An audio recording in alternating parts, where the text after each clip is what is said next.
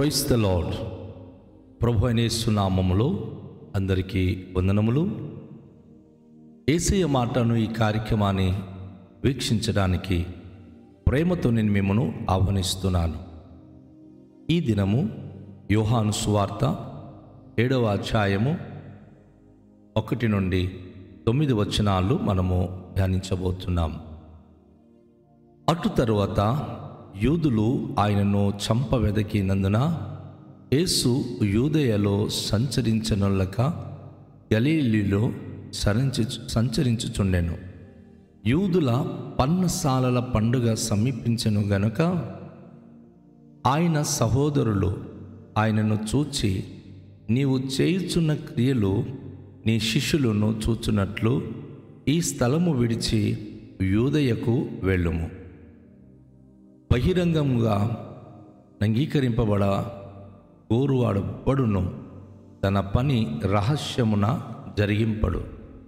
నీవు ఈ కార్యములు చేయుచున్న ఎడల నిన్ను నీవే లోకమునకు కనుపరుచుకొనుమని చెప్పెను.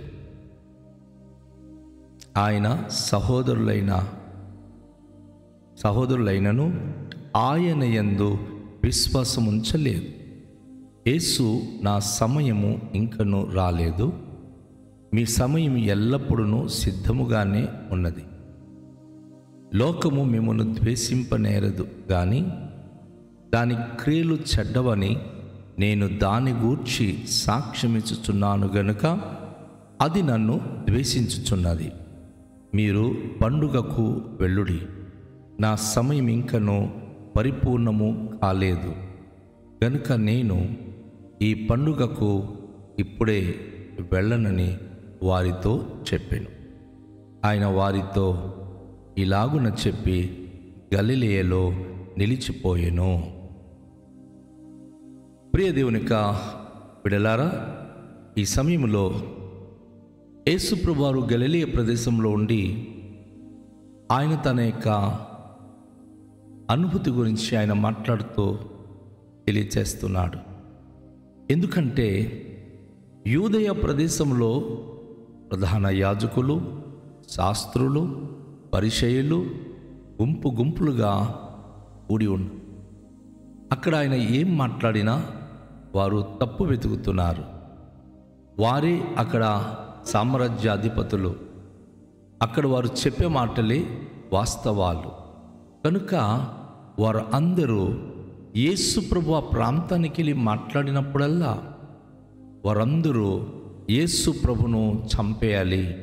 ఆయన వచ్చి ఇక్కడ మాట్లాడుతుంటే ప్రజలు మమ్మలను తక్కువగా చూస్తున్నారు, యేసు ప్రభు వారి ఎదుట హెచ్చించబడుతున్నాడు అని ఒకలాంటి మనోభావము కలిగి ఉన్నందున ఆయన యూదయ ప్రదేశంలోనే సంచరిస్తూ బోధిస్తూ అనేక అద్భుత కార్యములు జరిగిస్తూ ఆయన ఉన్నాడు.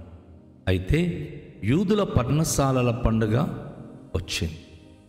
యూదుల పర్ణశాలల పండుగ వచ్చినప్పుడు యేసు ప్రభు వారి సొంత శిష్యులు, ఆ సొంత అన్నదమ్ములు తన దగ్గరికి వచ్చి, మరియమ్మకు పుట్టినటువంటి సహోదరులు వచ్చి ఆయనకి చూచి అంటున్నారు, నువ్వు చేయుచున్న క్రియలు నీ శిష్యులను చూచున్నట్లు ఈ స్థలము విడిచి యూదయకు వెళ్ళుము. ఎందుకంటే తన సొంత అన్నదమ్ములు ఆ ప్రాంతంలో వింటున్నారు, యేసయ్య మరియమ్మకు పుత్రుడే కానీ పరలోకం నుంచి దిగి వచ్చిన వాడు అంటాడు, ఏవో గొప్ప గొప్ప మాటలు, కొత్త కొత్త విషయాలు ఆయన బోధిస్తున్నాడని అక్కడక్కడ మాట్లాడడం ఆ అన్నదమ్ముల చెవులోనికి వెళ్ళింది. వాళ్ళు వచ్చి అంటున్నారు, నువ్వు ఈ స్థలాన్ని విడిచిపెట్టి యూదయకి వెళ్ళిపో, ఈ ప్రాంతంలో నువ్వు చేస్తున్న పనికి ఎవరు నమ్మరు. అవునండి, ఈరోజు చాలాసార్లు మనం మంచి కార్యక్రమాలు, మంచి మాట పలికిన మన ఇంటి వాళ్ళు, మన అన్నదమ్ములు, మన బంధువులే చాలాసార్లు అంగీకరించారు. అయితే వారు ఒక ఆలోచన యేసుప్రభు ముందు పెడుతున్నారు. ఏమనంటే, బహిరంగమున అంగీకరింపబడగోరువాడబడైనను తన పని రహస్యంగా జరిగింపడు. నీవు ఈ కార్యములు చేయుచున్న ఎడల నిన్ను నువ్వే లోకమునకు కనుపర్చకునుమని చెప్పిరి. ఇది ఈరోజు మన చుట్టూ ఉన్న మనుషులు కూడా చెప్పే మాటలు, అన్యా నువ్వు ఎక్కడ ఉండవలసిన వాడివి కావు, ఎక్కడో ఉండాలి, నువ్వు ఫేమస్ అయిపోవాలి. అవును, చాలామంది వారు చేసే పనులు, వారు ఆడే మాటను బట్టి ఫేమస్ అవ్వాలి, గొప్పవాళ్ళు అవ్వాలి. అందుకే ఈరోజు అనేకమైనటువంటి కార్యకలాపాల ద్వారా బహిరంగంగా ఏదైనా మనం చేసి పేపర్లో వేసుకుంటే, ఏదైనా మనం చెప్పి మనము న్యూస్లో వేసుకుంటే మనం ఫేమస్ అవుతాం. ప్రభు ఫేమస్ అవ్వడానికి ఇక్కడ చెప్పట్లా.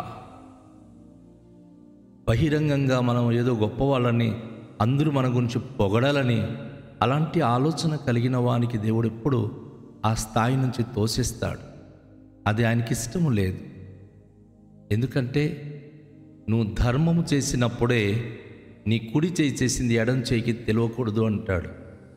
కానీ ఈరోజు ధర్మం చేస్తున్న వారు, మేము ఆయా ప్రాంతంలో వస్త్రదానం చేశాం, ఆహారం దానం, అన్నదానం చేశాం, మేము దుప్పట్లు పంచిపెట్టామని వారి ముందర గొప్పలు చెప్పుకుంటూ వారు పేపర్లోనేమి న్యూస్లోనేమి బహిరంగంగా చెప్పుకుంటారు. అంటే వాళ్ళ పేర్లు ఫేమస్ అవ్వాలి, వారు అందరి చేత కొనియాడబడాలి. ఈరోజు అనేక మంది సెలబ్రిటీ అవ్వాలని అన్న ఆలోచన ఉంది. అందరూ మేము ఫేమస్ అవ్వాలని వారు ఎన్నెన్నో కార్యాలు చేస్తూ ఉంటారు. వారి ముందర వాళ్ళు గొప్పలు చెప్తూ ఉంటారు. నా యేసు ప్రభువారు తను సెలబ్రిటీ అవ్వడానికి ఇష్టపడాల. తను రహస్యంగా చేస్తున్న సేవ జీవితం రహస్యంగానే ఉండాలని తన గలిలే ప్రదేశంలో నిలిచి ఉంటే, తన సహోదరులు వచ్చి లోకమునకు నిన్ను నువ్వు బయలుపరచుకోవడానికి నువ్వు కూడా బండక్కి వెళ్ళి అద్భుతాలు చేయమన్నారు. ఆయన సహోదరులైనను ఆయన యందు విశ్వాసం ఉంచలేదు. వారు ఆ గొప్ప కార్యములు చేయమని చెప్పింది నిన్ను నువ్వు ఫేమస్ చేసుకో, నీ గొప్పతనాలు అక్కడ చూపించుకో అని చెప్తున్నారు తప్ప, అయ్యో అన్నయ్య లేకపోతే బోధకుడా నువ్వు దేవుని దగ్గర నుంచి వచ్చావు, అది మాకు నమ్మకం ఉంది అని యేసును వారు నమ్మినందుకు ఆ మాట చెప్పట్ల. యేసు ప్రభు నమ్మినందుకు ఆ మాటను వారు ఏమాత్రం కూడా వారు అంగీకరించి చెప్పట్ల. అందుకు యేసు ప్రభు వారు ఒక మాట అంటున్నారు, యేసు నా సమయం ఇంకనూ రాలేదు, మీ సమయం ఎల్లప్పుడూ సిద్ధముగానే ఉన్నది. గొప్ప విషయం కదా. యేసు ప్రభు వారు చెప్పే మాటల్లో ఆంతర్యాన్ని మనం గమనిస్తున్నాం. మీరు నన్ను ఫేమస్ అవడానికి వెళ్ళమంటున్నారు, కానీ నేను ఫేమస్ అవడానికి వెళ్ళడం కాదు. ఎందుకు అంటే నా సమయం ఇంకా రాలేదు, కానీ మీ సమయం ఇప్పుడు వచ్చి ఉన్నది. లోకము మిమ్మును ద్వేషింపనేరదు కానీ దాని క్రియలు చెడ్డవని నేను దాని గురించి సాక్ష్యం ఇచ్చుచున్నాను గనుక అది నన్ను ద్వేషించుచున్నది. నా ప్రియ సోదరి సహోదరులారా, ఉదయకాశ్రమంలో ఈ విలువైన మాటలు మీరు వింటున్నారు కదా. లోకము ఎవరిని ద్వేషిస్తుంది, లోకము ఎవరిని చంపాలనుకుంటుంది, లోకము ఎవరిని చంపేస్తుంది. ఈ మధ్యకాలంలో చాలామంది సేవకులను హతమార్చిన ఈ లోకము దేనికి హతమార్చింది? వారు ఖండించి చెప్తున్నారు కనుక, వారు గట్టిగా గద్దిస్తున్నారు కనుక, బహిరంగంగా వారు గద్దించి చెప్పే మాటలు ఈరోజు వారికి నొప్పి లేక బాధ, కష్టం అనిపిస్తుంది. యేసుప్రభు వారు అంటున్నారు, నేను ఈ లోకానికి తన క్రియ చెడ్డదని చెప్పినందుకు వారు నన్ను ద్వేషిస్తున్నారు, కానీ మిమ్మల్ని ద్వేషించట్లేదు. ఎందుకు? ఆ చెడు కార్యములు చేస్తున్న వారితో మీరు హాయ్ భాయ్ అని చెప్పి మీరు తిరుగుతున్నారు, సాంగత్యం కలిగి బతుకుతున్నారు. ఈరోజు ఏ క్రైస్తవ బిడ్డ అయినా చెడు పని చేస్తున్న వారితో, దేవుని నిరాకరిస్తూ ఉన్నటువంటి వారితో భుజాల మీద చేసుకొని స్నేహితులుగా తిరిగితే వారు చాలా మంచోళ్ళు. కానీ సేవకుడు వాక్యం ద్వారా గద్దిస్తే ఆ పాస్టర్ మంచోడు కాదు. ఆయన ఎప్పుడు ఈ విధంగా గద్దిస్తాడు, మందలిస్తాడని ద్వేషిస్తాడు. ఆ వ్యక్తులు వారికి చాలా ద్వేషిస్తారు. యేసయ్య అదే అంటున్నాడు, నేను దాని క్రియలు చెడ్డవని చెప్పినందుకు నన్ను ద్వేషిస్తున్నారు, కానీ మీరు వారితో సాంగత్యం కలిగినందుకు వారైతే మిమ్మను ద్వేషించట్లేదు. మీరు పండగకు వెళ్ళండి, నా సమయము పరిపూర్ణము కాలేదు గనుక నేను ఈ పండగకు ఇప్పుడే వెళ్ళనని వారితో చెప్పాడు. యేసయ్యకి తెలుసు, ఈ పర్ణశాలల పండగ అనేటటువంటిది ఊరు బయట వారు పందిర్లు వేసుకొని, వారి ఇంటి ముంగిట పందిర్లు వేసుకొని వారం రోజులు ఆ పందిర్లోనే వాళ్ళు ఉంటారు. ఎందుకంటే ఈ పర్ణశాలల పండగ అనేది ఐగుప్తులో నుండి ఇశ్రాయేలీయులు కానాను దేశానికి వచ్చినప్పుడు వారు పర్ణశాలల్లోని నివసించేవారు. పందిర్లు కట్టుకొని టెంట్లు వేసుకుని ఉండేవారు. కనుక ఇప్పుడు మీకు మంచి బిల్డింగ్ దొరికిందని, మంచి భవనాల్లో ఉన్నామని పర్ణశాలల పండుగ చేయడం మానవద్దు. ఇశ్రాయేలీయులారా, మీ దేవుడు మిమ్మును ఐగుప్తు నుంచి విడిపించిన విధానము జ్ఞాపకము చేసుకోవడానికి ఏడాదికి ఒకసారి పర్ణశాలల పండుగ,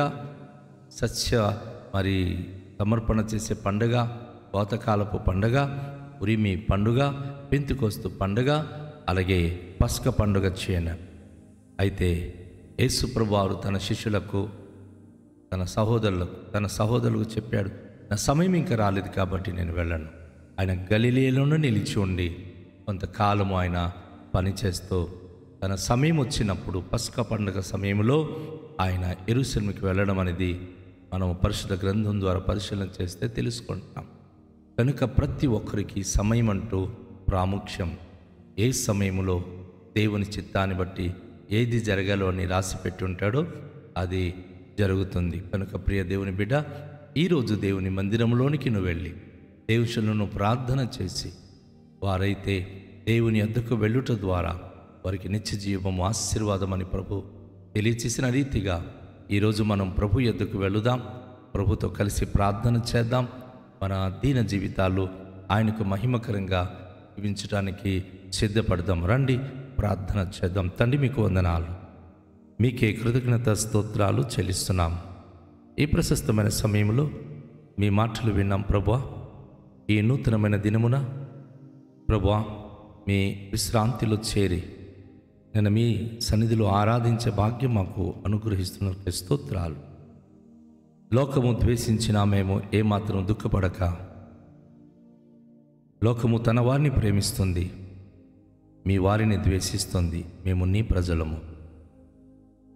మీకే మహిమకరంగా జీవించే భాగ్యవంతులుగా మమ్మల్ని ఉంచండి.